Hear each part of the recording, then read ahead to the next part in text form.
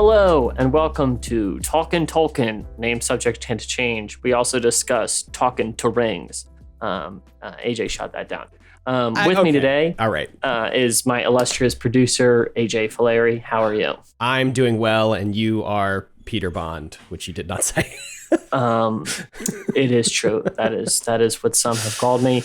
And today on the show, we were going to be talking about the first two episodes, the premiere of the Lord of the Rings television series, The Rings of Power, which just came out last week. We're catching up a little bit. I was actually traveling. I did some hiking. I actually have a lot of chiggers from my outdoor excursion. It's a very negative experience. I'm glad we brought that into the show. I'm really happy that that's immortalized now in video. It's something I'm thinking about nonstop this week. Sure. But I agree. I could not have forefronted it in this podcast. Today we're talking about the first two episodes of the series called A Shadow of the Past and Adrift, because they were both released at the same time. So yes, they were both released at the same time. We both caught up with them. And usually on this channel, we talk about the Malice and Book of the Fallen, but today we are talking about the Rings of Power, which come from the appendices of the Lord of the Rings. AJ, what did you make of these first two episodes? I was very hot on these episodes. It's been a while since I've watched Lord of the Rings. I've never read the books. I haven't seen the Hobbit movies. It's just my Lord of the Rings like knowledge and exposure is, I would say, pretty minimal. I think I've probably seen them all twice, but the last time I watched them, I would say I was probably like 13 or 14. It's been a while. Sure. So I enjoyed these two episodes. I, was excited, I guess, to see like our old friends Elrond and Galadriel. And I don't know. I mean, I've always liked the Lord of the Rings world. It's the kind of, it is like classic high fantasy, right? So I think it's a pretty cool take to say like it's the kind of high fantasy that I like, because it is basically the progenitor.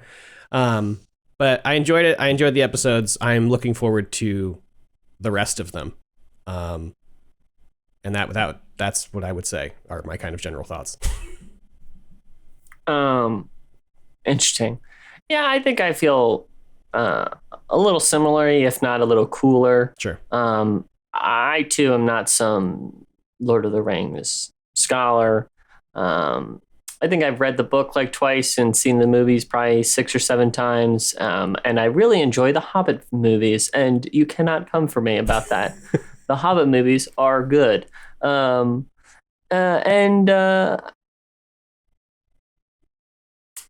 show was quite fun. I enjoyed the second episode much more than the first, just because I felt like things were moving and there was a lot more material I really engaged with. We can talk about that in a sec. I think overall, though, you can definitely tell they put a ton of money into the show. Mm-hmm. I think the whole tone is really done well, and it's definitely a really different vibe. We've also been talking Targaryen, and really different vibe in that show. Different vibe, yeah. Which I really appreciate. I really enjoy that this is just a totally different experience. So, it's definitely tapping into that Lord of the Rings energy, which for me, sometimes I'm into, and then other times I kind of find a little numbing. So let's talk about some stuff we really globbed onto in these first two episodes. Yeah. AJ, what's something you dug? The world just generally, I think, is like great. And it's, like you said, they put a lot of money in it. So everything looks stunning. The look of it is just really great. I think all the... Well, I also think the cinematography is very well done. And there's a lot of very arresting images in it. Yeah. Yeah. It's really nice. Like seeing all the elf cities and stuff every time we get like an establishing shot of an elf city is like awesome. In the second episode, when we see Eredor or whatever it is, the where the Smiths live, like that's the side of that mountain or hill or whatever in the middle of a lake. Like that's stunning. That's awesome. That's amazing. All the stuff in the second episode of the inside of the dwarf mine is also incredible. Just like the look of it, I think is really, really doing a lot for me. I think what I jumped onto looks wise more than some of the like, oh, here's a big landscape with a pretty city on it. Yeah. Was just I think there's a lot of ideas that I found very engaging from a visual standpoint. Here are three in specific. First, I really loved the giant guy. He is awesome, and there's a lot of awesome imagery around him, and he just has a great look, and they really know how to capture him. I think Galadriel at sea and all of that sea stuff, or when she's underwater, all of this is really striking visual stuff, really great visual storytelling. And then I also think that attack with the family in the house, and then when the sword kind of like eats his blood and grows, all of this is really cool stuff. So I definitely felt like one of the things I was most compelled by was the technical aspects of the show. Yeah, all of the stuff, the moment that you're talking about with the sword, and also when Galadriel finds that etched marking in the Northlands. Cool. Like every time we do like the Sauron cutaway, like, how he did in the Lord of the Rings movies. But every time we do one of those, it's like it's visually like, whoa. I don't know how else to describe it, but it's very whoa, man. Good. Yeah. And to go back to what you said earlier about the second episode being like, enjoying the second episode more, I would almost describe episode 1 as kind of an episode 0, where it's kind of like very much here are all the players. Here is kind of what we're doing. Here's the state of the world as it is right now. And then we go to episode 2, which is like, now we're going to see the story. Yeah, adventure is beginning. Yeah. So I was big into episode 2 as well. I think my favorite bits were probably when Elrond meets his dwarf friend in the mines. Durin? Yeah. I loved all of that stuff.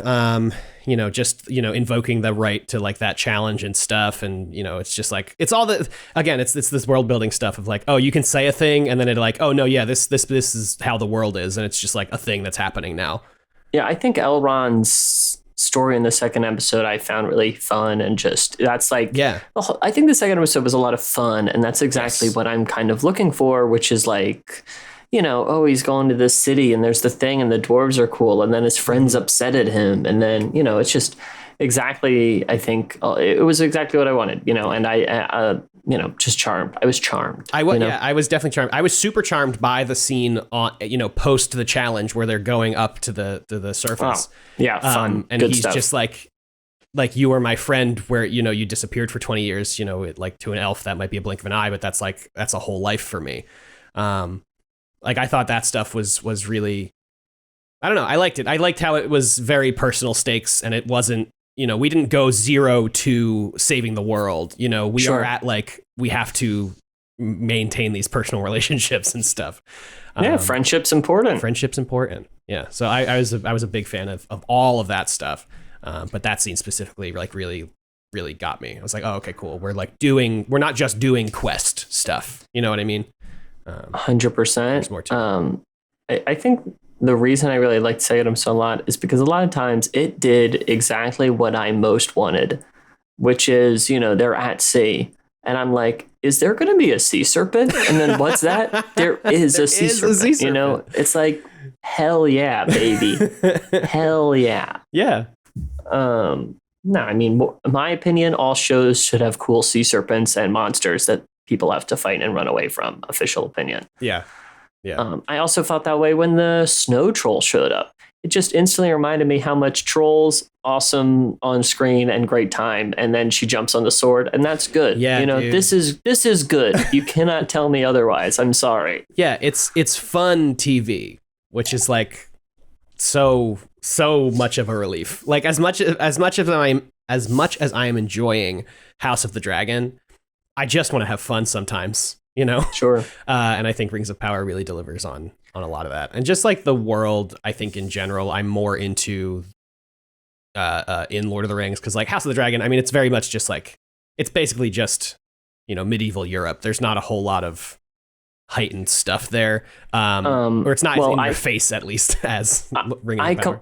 completely disagree with you about a lot of that, but we shan't get into doing it too much. But I will say, I think part of me is a little let down because I think I wanted to have that experience that I think you're touching on, where it's just like, man, this is a lot of fun. Swords. But I do think some part of me wishes I was more emotionally invested in some of the stuff. You know, I just feel like sometimes it's in such a realm of myth or like heightened. It's so high, I can't really connect with like the emotional stakes of Galadriel. You know, I don't know. And that's why then when it turns into more fun stuff, I more relate to it, or I more relate to like the kind of, you know, forbidden romance stuff, or that storyline is very compelling to me. So, yeah. What about the giant guy, AJ?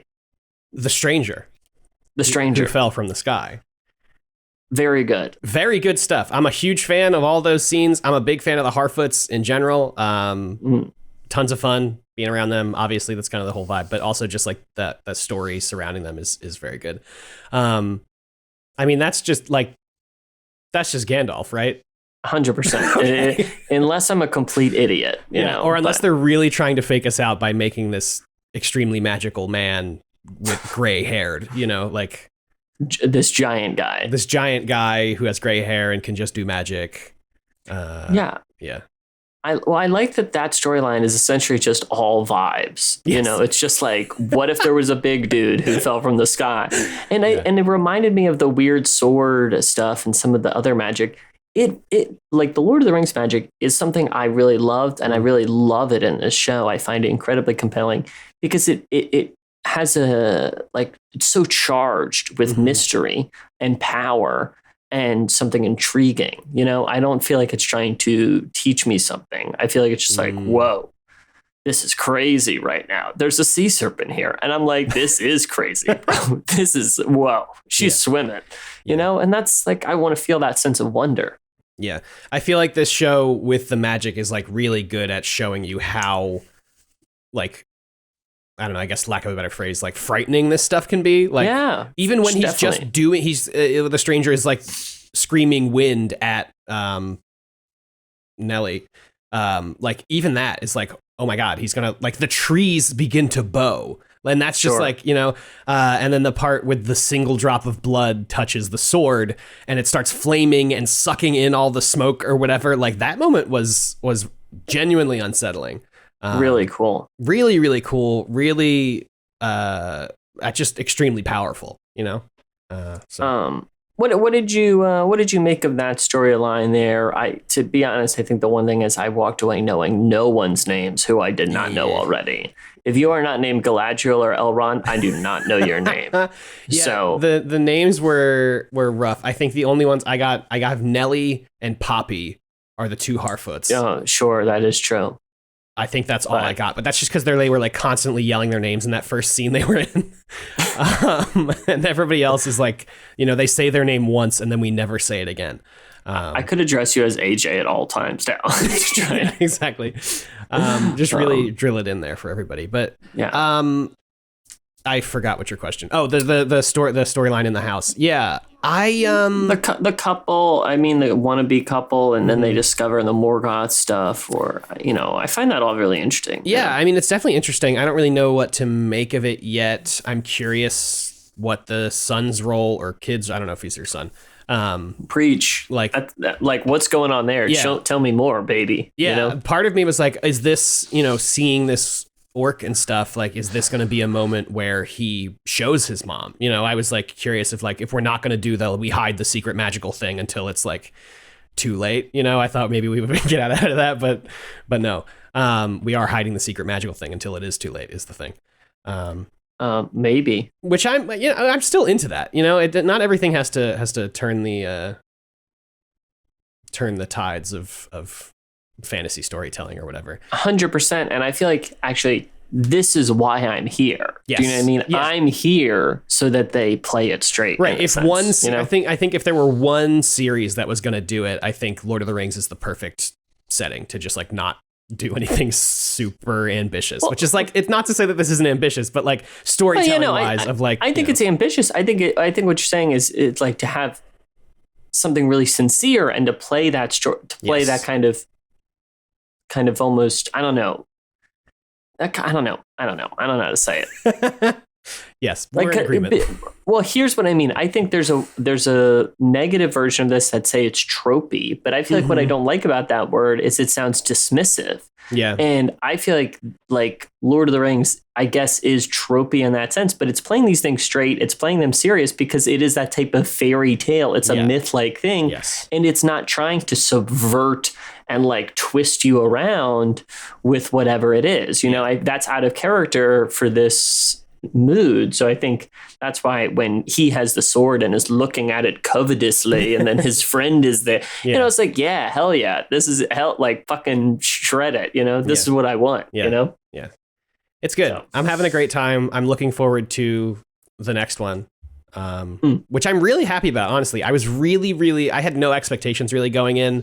But I wasn't going to be surprised if it was not that great. But I'm honestly having a really good time with it.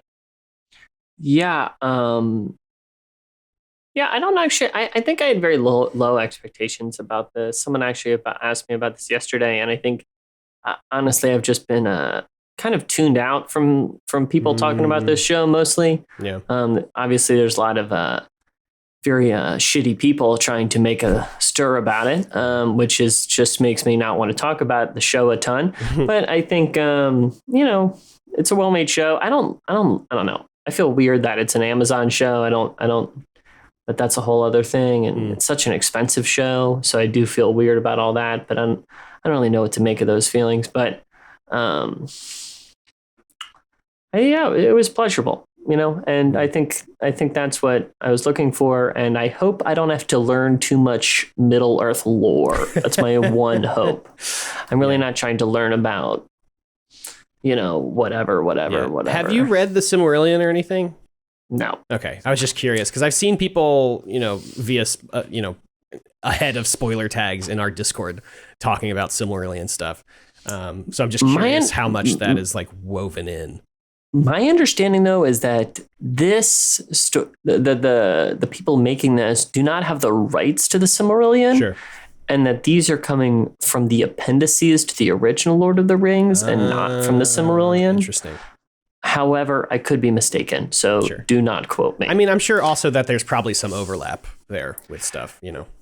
Yeah, I guess. I mean, I know this is one of those things where it's like, you know, I don't know. I mostly just watched the movies and then read the books when I was in middle school and stuff. Yeah. Like I'm not, you know, some people go really deep with the Tolkien stuff. Yeah. And that is not me. So I couldn't really speak to the depths of the lore, you know. Sure. But why are you trying to read the Silmarillion? What do you think? Is that the next part of the show? I was just curious, just because I had seen people online and in Discord address it or like reference it at least, and I just didn't know how much of that stuff is in here. My brother has the book, so I could read it if I wanted to, but I probably won't. Yeah, no one has ever done a good pitch for me to read the book. Everyone whoever suggested is like, well, ... a bunch of caveats, you know. It's like I think my brother pitched it to me as it's like a history book for Lord of the Rings stuff. Like that was what or maybe that's just something I understand there's like a lot of poetry. I think it's very mythy. You know, I know he's a guy who studied a lot about that type of stuff. So we're just going to talk about what we think the Silmarillion is about for the rest of the episode. Stop talking about the TV show and speculate about a book that we could both read. Yeah, a decades old book. I don't know. Honestly, I think, you know, maybe that's something. I didn't particularly have strong feelings about the show. You know, I feel like in a way it's exactly what I thought it would be. You know. Yeah. I would definitely say like my feelings were just like, cool, I'm ready for the next one. You know. Yeah. Sure. I don't know. You seem pretty lukewarm on it, if I'm being honest. Yeah, I'm pretty lukewarm on it, I'd guess. I had a great time.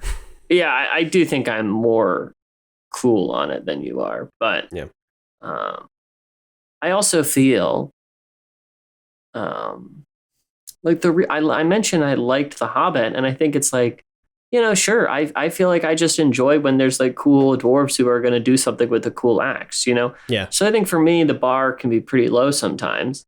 And, yeah, sure. This had some fun stuff and it was a fine thing to pass some time with. It did not change my life, Definitely didn't change my life, but I think that's a pretty high bar to set for media. If you say so. Okay. But, yeah, I mean, yeah, sure. The Lord of the Rings, the Rings of Power. The Rings of Power, yeah. That's it. There it is. Do you think we're really going to get 5 seasons of this show? Are we supposed to get 5? They said 5 seasons of the show. Oh my God. I guess. I mean, I'd be fine with... I could see it being 2. 5 seems like a lot. Because I could see season 1 being like, we're getting everybody together, we're doing the thing, and then at the end they all meet, and then season 2 is like, we're going on the quest, we're doing the thing, and then they do the quest. 5 seasons seems like too many. I'm just telling you what they said. I just don't. Yeah. Part of me is very curious to see how much this show succeeds. Yeah. And what the metrics of success are for that show. Yeah. So. Yeah. I guess we'll see. We'll find out.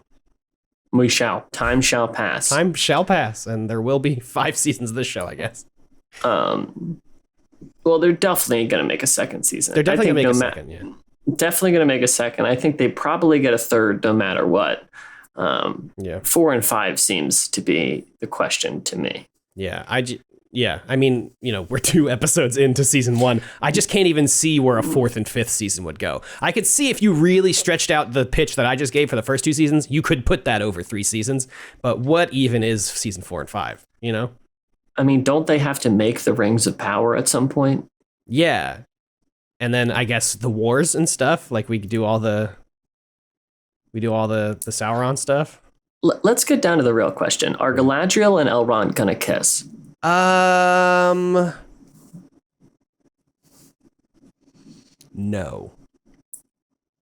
Or is Elrond and this dwarf gonna kiss? I wish. I think they're definitely trying to do a would they, won't they with them, right? Elrond and Galadriel? Yeah. I don't know. I think they definitely were when we first saw them, but now that they're split up, I'm not sure what their storyline turns into. Totally agree. When they meet, they were clearly playing some sort of history or sexual something. And now it's like, I guess their storylines do not seem to be picking up anytime soon. I think it's going to be the kind of thing where like he doesn't know that she didn't go to elf heaven or whatever.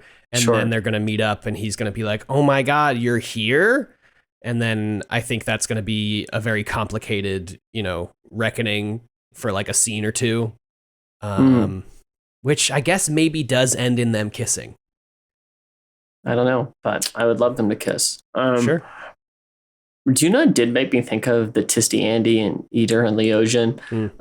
Is that opening dialogue about like light and what if the dark was light filled with the water, and it's just so obtuse and so like it's very ticed. It's very ticed, and very like making me roll my eyes like, guys, take a break already. I get it. Sometimes light can just be light, gang. Yeah, it's like, I get it. Dark's a metaphor here. We get it, guys. But that's funny. It's also, I actually really enjoyed it, but I also thought it was a lot. And I also made me think of balancing all 3 emotions at the same time. So yeah, for sure.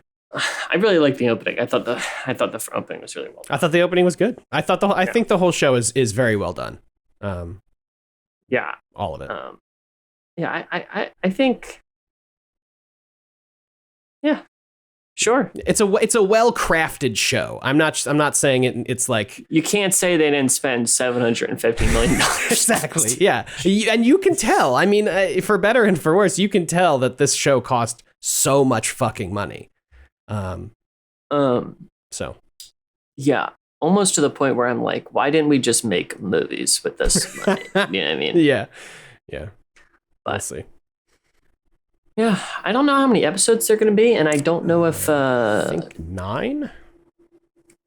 8. 8. They don't all have the same director, do they? I don't know. Okay. Let me see if that's readily available on the IMDb. Episode 1 was directed by J.A. Bayona. Episode 2 was directed by same guy, J.A. Bayona. Episode 3 is directed by Wayne Yip. So no, not the same director. Damn, J.A. Bayona did a great job though. I really like him. So yeah, shout out. Cool. Shout out. All right. Anything else you want to talk about? No, I feel like that's it for the Lord of the Rings, the Rings of Power. No, that's. I think Trop. Talkin' Trop. Talkin' Trop. Talkin' Trop. Stay tuned next week to see if we commit to Talkin' Trop. Yeah, definitely. So thanks to everyone who supports us on Patreon. Yes. It really makes everything we do on this channel and our podcast much more sustainable. And let us know what you think about the show. I feel like there are people who probably like this show more than me, or people who, I don't know, are bigger Tolkien heads who have probably something to share, you know? Yeah, I would love to hear your takes, whether in our Discord or in the comments below. Yeah. Just a quick side note though. This is just so different than Malazan, man. It is just such a different. I was also thinking that the whole time. I was like, man, this is. I think that's why I'm so hot on it, because between Malazan and Game of Thrones, which I would say are not exactly similar, but they are more similar than Malazan is to Lord of the Rings, I would say. Yeah, sure, I guess. I just like, I am like so hyped on something that is like just like light high fantasy. You know what I mean? Like, there are elves and there are dwarves, and they do different things. They live different places. We have we have names that you've never heard of before, but like, we're not really gonna, you don't have to know them. You know? For good or bad, it just has no interest in subversion. Yes. You know what I mean? It's just like, here's the thing. Mm-hmm. We're both, I think, Game of Thrones and Malazan are definitely trying to prod at things, or be subversive in a sense. Definitely. Which is just a different energy. Yeah. But it's like, I was thinking about the difference of those two TV shows, and of course I was thinking about Malazan, and I was like, man, that is even such a totally fucking different thing, you know? So yeah. But luckily we're gonna go back to talking about Malazan soon enough. Our podcast will be out soon. So yeah, great pitch. I can bring up the chiggers again. Thank you all so much for watching. All right. Bye-bye. See you in the next one.